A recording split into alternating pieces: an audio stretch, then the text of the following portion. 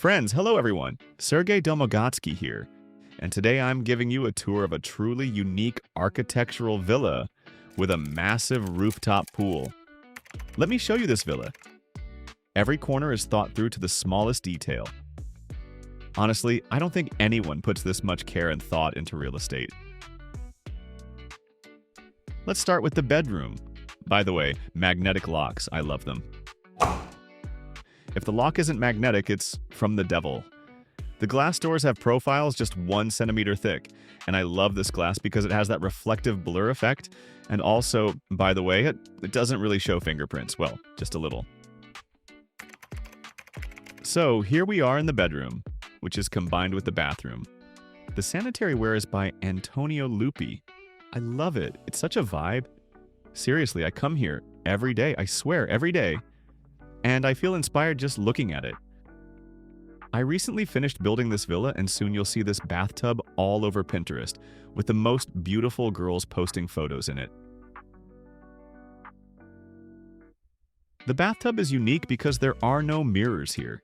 You just can't cover up a billion-dollar view, not even with your own reflection. There are some mirrors on suction cups that you can move around, with built-in lighting and several modes. Super convenient. You put it back, and that's it. It doesn't fall. Well, if you really try, of course, you can drop it.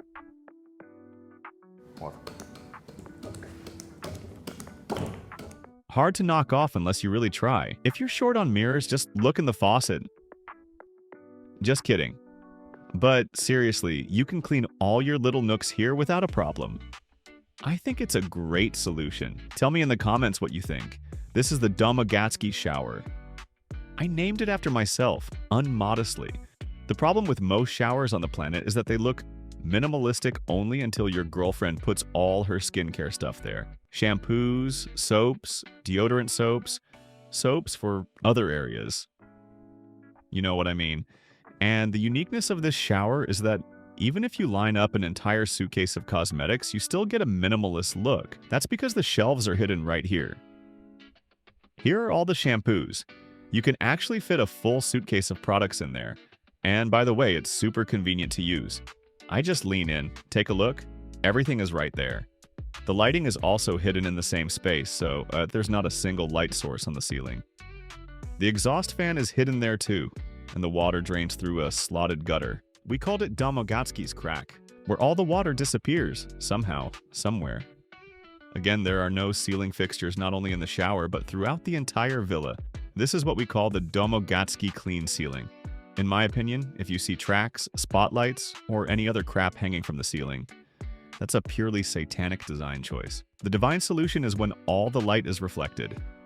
It's the most comfortable lighting system, but I'll talk more about that a little later. Back to the shower. This shower head is just 1 millimeter thick. And now the main thing 98% of all showers on this planet lack. Everyone always installs the mixer directly under the shower. That's insanity.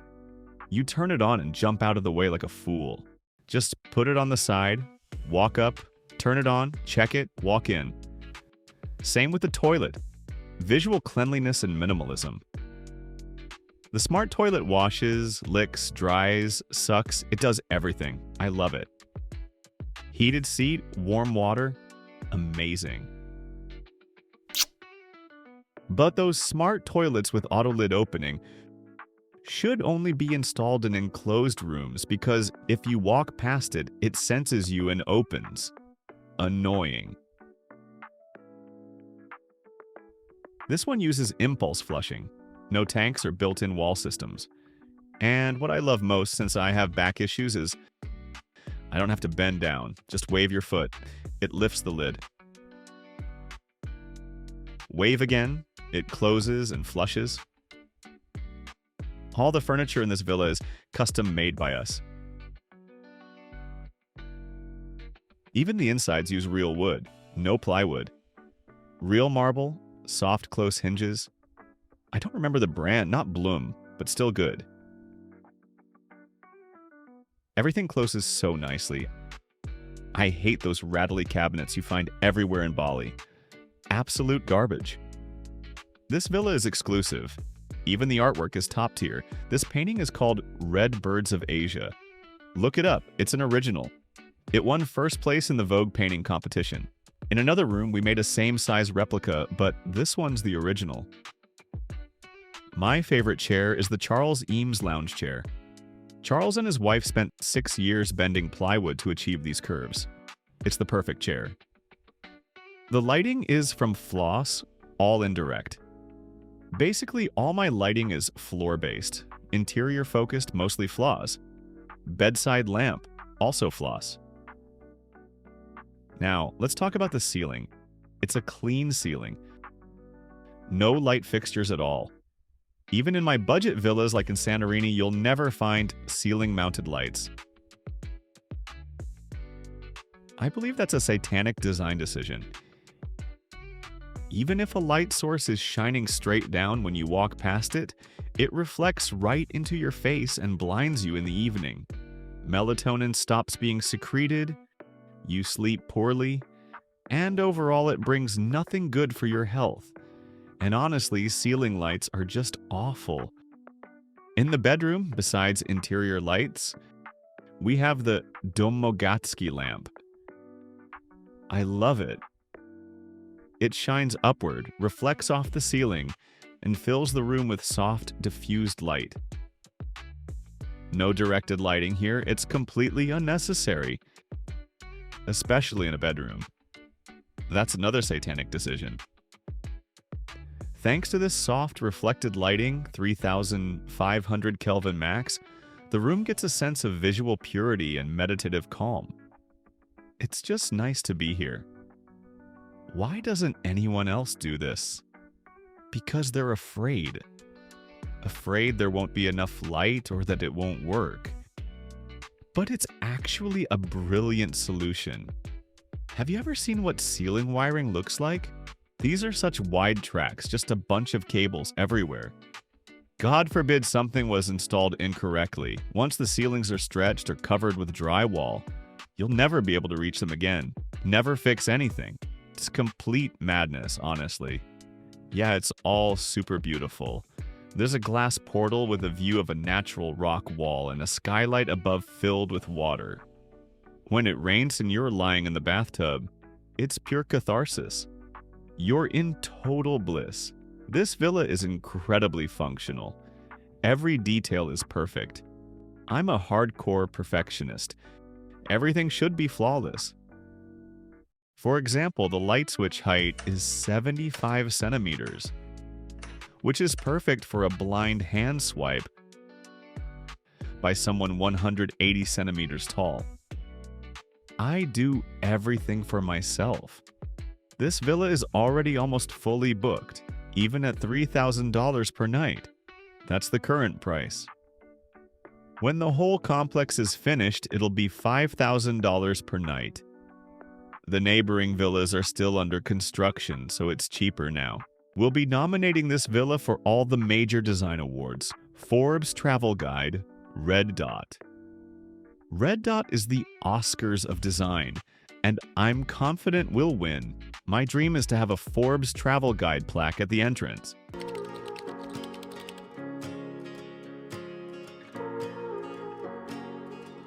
We use fabric stretch ceilings with shadow gaps. Shadow gaps on the ceiling, walls, floor. Every joint between surfaces goes through a shadow gap to hide all the guts. The living room is amazing. Ben Q. Olufsen. Audio system, I love it. It won the Red Dot Award. Xiaomi laser projector. Its image quality beats movie theaters. Once you get used to it, you can't go back to regular cinemas. These are my favorite light fixtures. They're called Oda Pulpa. And here, by the way, they look really amazing. Because this reflection, it's like mercury. It reflects the whole villa and the entire living room. And it just looks so cool. I always sit on the sofa and look at them, just enjoying the vibe. The guest bathroom has a lower ceiling because the pool's swim section is above. More of my favorite art. Everything's real marble. Large format, not porcelain. Plumbing Again by Antonio Lupi. And of course, another smart toilet that washes, sucks, and makes you feel great. The kitchen and dining table are made of Patagonia quartzite, my favorite. It's volcanic rock from Argentina with charred tree veins and varying transparency. At night, it glows like a gentle ambient light. Both the table and the island have heating, so when you sit at it and rest your arms, your hands feel warm and cozy. It's just so satisfying, guys. I love this table so much. It's probably the best thing I've ever created. It's from my own furniture line. See the smoothed edges? We made the table low on purpose. I hate regular chairs. It's impossible to sit on them comfortably. They're inconvenient. And the backrests are always poking you. I saw this chair in a Jakarta hookah lounge. By the way, hookah is evil. I quit recently. Here's a Whoop bracelet. Buy one. It tracks your recovery during sleep. If you smoke hookah, your recovery looks like you're sick. Anyway, no more hookah for me. I saw this chair there, sat in it for 6 hours, and felt even better than before I sat down. We specifically lowered the table a bit to match these chairs, and now, when I eat here, I feel absolutely comfortable. I'm sitting, I'm relaxed. I just don't get why people use those ugly chairs that are completely unfit for sitting on for any extended period of time. And there's something here that 99% of tables on this planet don't have. By the way, it's fast charging, wireless but still fast. The sofa is a Baka Tommy.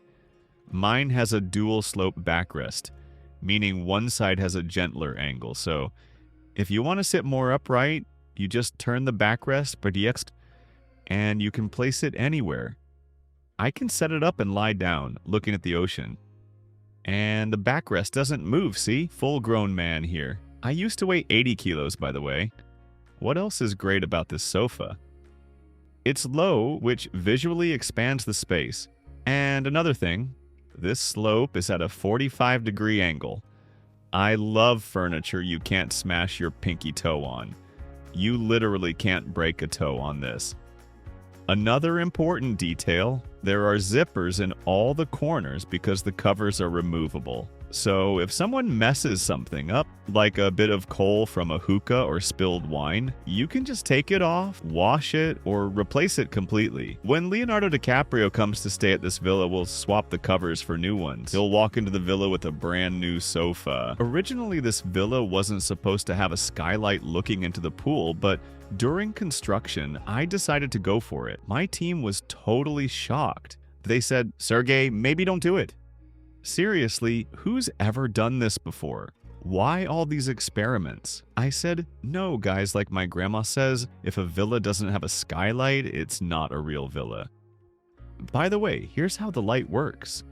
You press a button and a soft, diffused glow fills the whole room.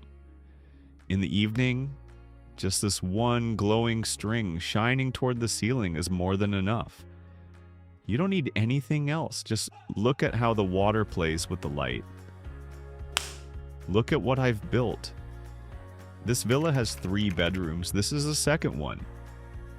The third is exactly the same, so we won't show it. The second differs from the first in that there's no portal here. Why? Because behind this wall is the engineering unit, the utility room. This bedroom is also slightly smaller. Now, the most important question that everyone wants to know, how much does this villa cost? At the pre-sale stage, when there was just an empty plot of land, I sold these villas for $480,000. They were all bought out back then, and I kept only one for myself. And now, 1 year and 7 months later, I'm selling this villa for $2 million. Why such a price difference? Because buying during pre-sale is always the most profitable.